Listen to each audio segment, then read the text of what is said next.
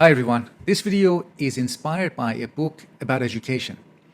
The book is called The Syllabus as Curriculum, a Reconceptualist Approach, and it is written by Dr. Samuel Rocha.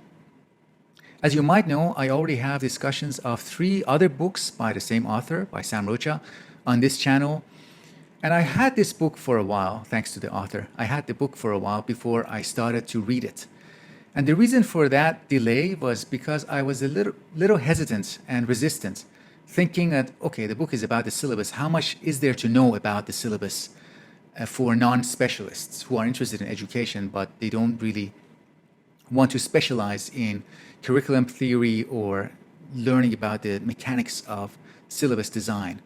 Now, after having read the book, now I think that the title doesn't convey how readable the book is and how wide of an audience it should have, and how wide of an audience I think it would appeal to. So if you're like me, you have a general interest in education, philosophy of education, a thoughtful series of reflections on learning and the relationship between students and teachers, you will very likely enjoy this book and you will benefit from this book. And I did very much. So what the title is doing, we should keep in mind, the title of the book is sending a specific signal to other academics in specific fields within education, and education including philosophy of education and curriculum theory. But aside from that message to the fellow specialists, there is lots for the general reader and non-specialist readers as well. So our target is education. But we get to that target through the portal of the syllabus. So we get to our target by paying attention to a particular type of object, namely the syllabus. So this is an ordinary object, one of the most common objects in educational settings, as common as a whiteboard, markers, chalks and chalkboards, the projectors, PowerPoint slides. So the syllabus. I'm holding 2 pieces of A4 papers, even though these are actually not a syllabus. But I'm holding these papers in my hand because I can't help it. The syllabus for me, like for many other people, is much more associated with tactile sensations, with touch. It is an object that we touch far more than we read. And this is an issue that is raised in the book more than once. Here's an example from page 70. Quote, "I know what they say. Students never read the syllabus. There are tons of memes and jokes about this. But I also think that teachers often do not write a syllabus to be seriously read. Syllabi are often written in a style more suited to scanning the page, so why blame the students for doing exactly that?" So this is an instance of shifting the attention from what the students do to the relationship between students and teachers and to what the teachers do. And notice also in this short passage the personal voice. The writing voice throughout the book is not always this casual, but it is always consistently very intimate. And that's one of the things that makes reading it very enjoyable. Rocha invites us to pay attention to this apparently ordinary and common object, the syllabus, and ask what we can do with it.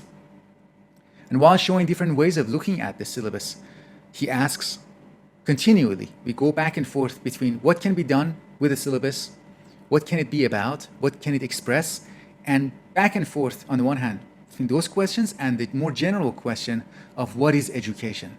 So what is education? What is a syllabus? What can be done with a syllabus? What should be done?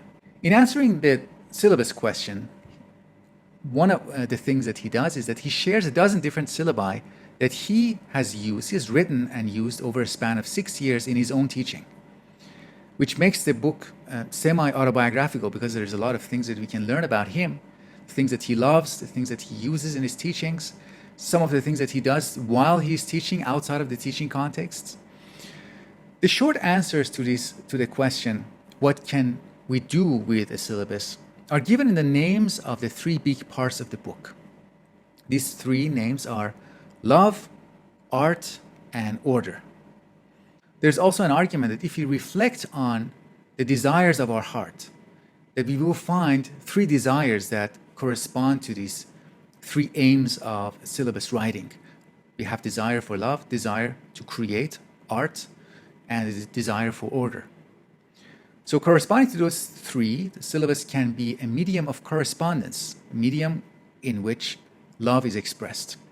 Syllabus can be, similarly, something that we create, make, can be an instance of creation, something in which we practice making. And syllabus can help us organize and orient ourselves. It can express our desire and our practice of creating order. The three might also correspond to the three outcomes that Rocha tries to cultivate and encourage in his teaching philosophy. And these are dispositions, skills, and content. To give a taste of the kind of thing that you read in the collection of syllabi and collection of essays, let me share one more passage from page 70. I wrote this syllabus over a period of 4 months with the intention that it serves as a resource to explain and describe the letter and spirit of the class and of my approach as a teacher. So notice, 4 months. How often do we hear somebody spending 4 months or going through a syllabus on and off for a period of 4 months? On page 50, we read, I do not consider myself a master teacher or even a particularly good teacher. I'm not here to be a model or an ideal to anyone. I will try my best, but that is all I can promise. End quote. When I read this passage, I thought about the concept master player, which is discussed in the book Finite and Infinite Game. In that book, a master player is introduced as somebody who kills the spirit of playfulness in a game. So a master player in any game, in game of education, a master teacher is somebody who establishes their authority from the very beginning, and there's nothing that students can do to influence the teacher. The influence goes only in one direction, only from the direction of the teacher towards the students. So we can consider, in that sense, not being a master teacher is not closing the question of what is education, what is a teacher, and keeping the spirit of exploration alive. Looking at the organization of the book, immediately what we see is that the book is divided into 5 parts. The opening chapters, 3 middle parts, where the syllabi and the so-called gardens are written, and the concluding chapters. But another way to divide the book is to divide it into parts where Sam is addressing us, the readers of the book, and second, the parts where he is addressing his students, and he's addressing us through addressing his students. So on the one hand, he's talking explicitly to the readers of the book. On the other hand, we see him talking in his syllabi to his students. And when he is addressing his students, we get to experience what it's like to be his students, what it's like to be in his class, what it's like to go through the introductions to the course material. What is impressive to me is how Sam's voice remains consistent across these different parts of the book. He is recognizable as the same person, as the same author. On the one hand, he's warm and collegial when writing to his students, and on the other hand, he is instructive and educational when writing for us, the readers of the book, so presumably his colleagues. In other words, he preserves his teaching voice in his scholarship, and he preserves his scholarly voice in his teaching.